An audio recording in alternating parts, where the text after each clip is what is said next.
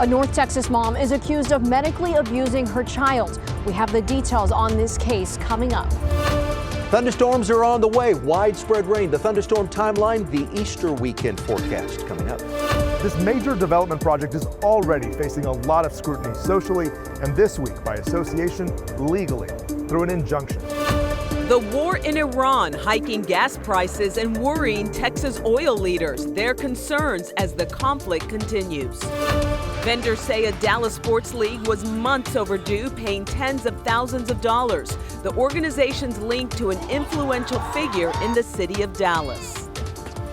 Well, tonight we're learning some disturbing details about an arrest in Tarrant County. Police say a mother lied to doctors, forcing her son to undergo unnecessary medical treatment. And as Adriana de Alba reports, investigators say she tried to raise money off some of these claims.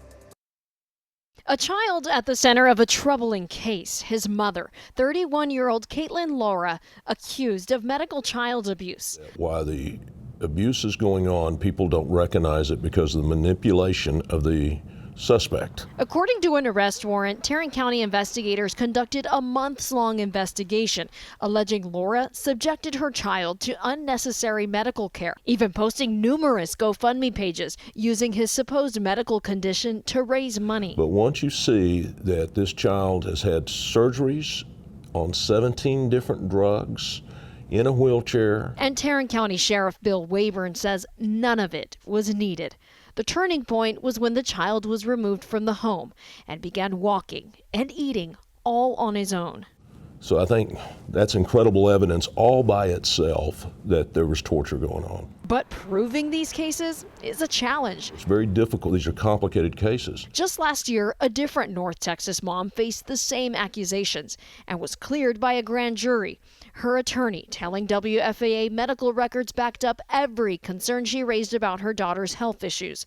She spoke to WFAA after clearing her name. If no one was helping your child, what would you do? You would go to somebody else who would. And that is all I did. It's unclear how the DA will decide this latest case involving Laura and her son. We reached out to her today, but did not hear back. I'm glad that we have rescued the child. She's also under investigation for alleged medical fraud. Accusations Wayburn thinks they have enough evidence to prove. You need that element of a strong criminal investigation in order to see where things lie. Laura is now out of jail on bond. The child is safe and no longer in her care. In Fort Worth, I'm Adriana de Alba. Well, it's a clear night on UNT's campus in Denton, but we're tracking another round of storms. Speed's here with a look at our WFAA Weather Alert Day. Well, you're right, Chris, and that alert day is Saturday morning, so widespread rain. The impact is going to be showers, thunderstorms, gusty winds, small hail, heavy rain. There's a very, very, very, very low threat of severe weather. Matter of fact, the storm prediction doesn't even have us at a severe weather risk on Saturday morning, but since it's early April, some small hail and gusty winds, I can't rule them out. So what do you need? You need to stay updated on the forecast, grab the rain gear, or just stay in the house Saturday morning. It's going to be very wet. The kids are not going to be playing games on Saturday with all the rain in the forecast. Download WFA Plus to your TV. Tomorrow evening and overnight, there's a very low risk of some small hail and some gusty winds. A level 1 here for Dallas, Fort Worth. Just a few of our northwestern counties are at a level 2. And right now, as Chris mentioned a moment ago, it's mostly clear skies across the area. But here's the rainfall coverage timeline. I have no rain tonight. 7 o'clock tomorrow morning, 10 a.m. tomorrow, even at noon tomorrow, there's no rain that'll take place across the area. 3 p.m. it goes to 10%, 7 p.m. 20% of a sea rain. And then as we head through tomorrow evening, the rain coverage goes up a little. From 7 at 20%, 9 p.m., midnight, about 30% of a sea rain. And then 5 a.m., 70% of a sea rain. And 8 a.m. on Saturday, 100% coverage. We stay at 100% coverage throughout the morning on Saturday. By noon, we drop to 90% coverage, 40% coverage at 3 p.m., and by 7 o'clock Saturday night, we're dry. I'll have more on the thunderstorm timeline, your 14-day forecast, and of course, your Easter Sunday forecast too, all coming up.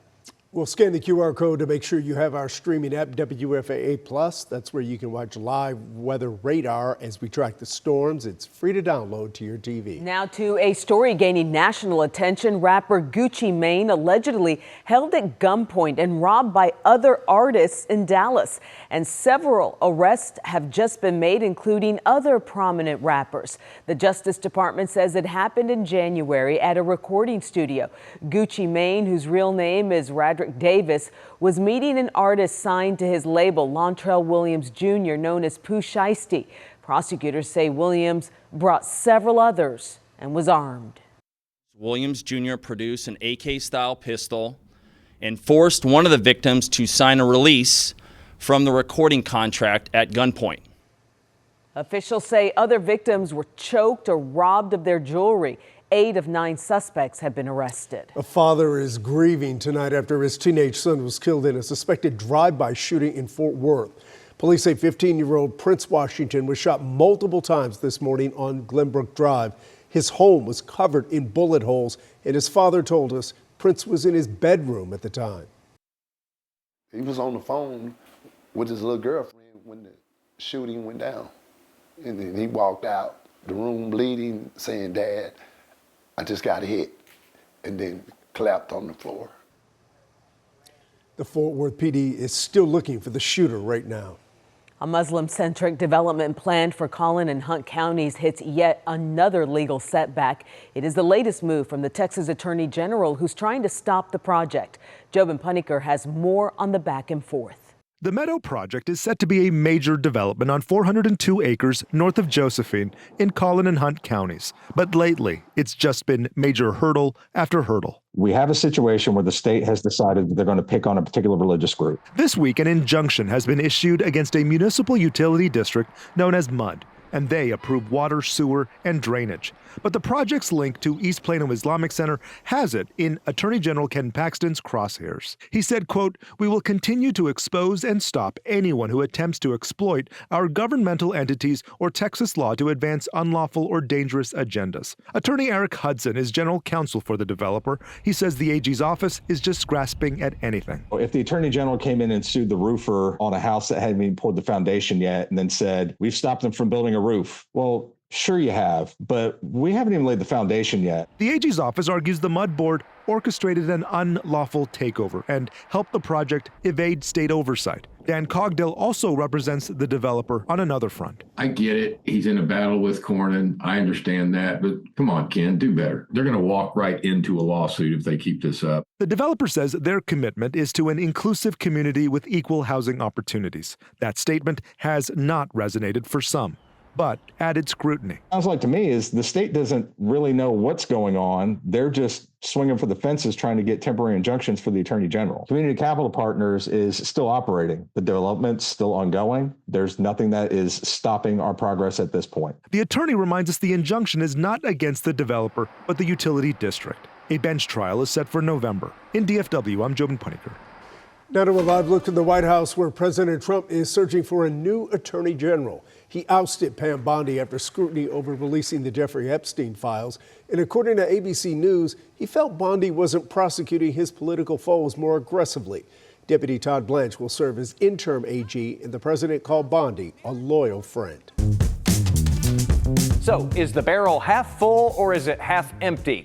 Maybe both. Last year, I reported on some surprisingly negative comments from the oil and gas patch here regarding the policies of a president who ran on a fossil fuel friendly drill baby drill message. Well, now though, for the first time since the U.S. attacked oil-rich Venezuela and Iran, the Dallas Federal Reserve is checking in again with well over 100 oil and gas executives across Texas and in parts of Louisiana and New Mexico. The first takeaway, some renewed optimism now. Since the start of President Trump's second administration, this is the first time that company outlook has trended positive in this industry here. And with demand and prices for their products surging, the money is flowing. Oil and gas business activity here just jumped more sharply than it had since late 2022.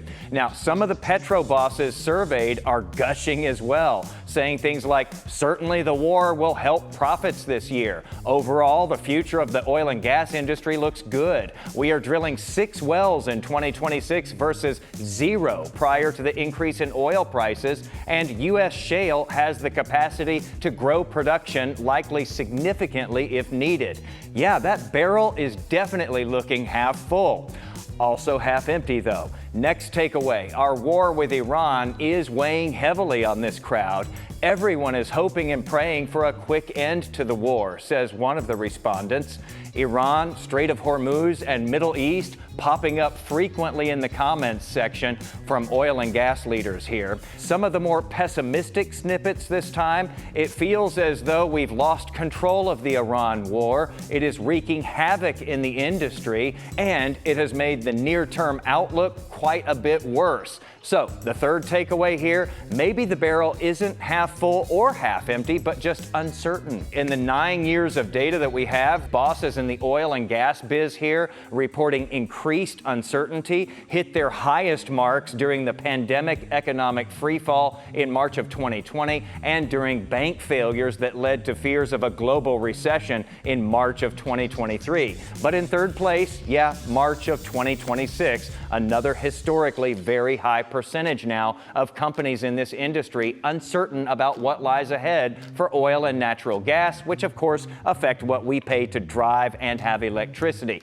The last takeaway here, expectations that matter to us. The Dallas Fed asked these company reps to predict where prices will be at the end of this year. Most of them think that natural gas will get costlier by about 10% or more.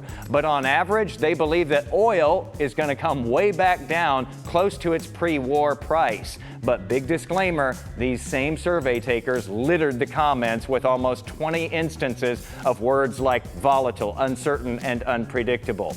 What is more dependable, though, is that I have more info on this posted in my article today, posted on my socials, where I do my best to keep you informed and right on the money.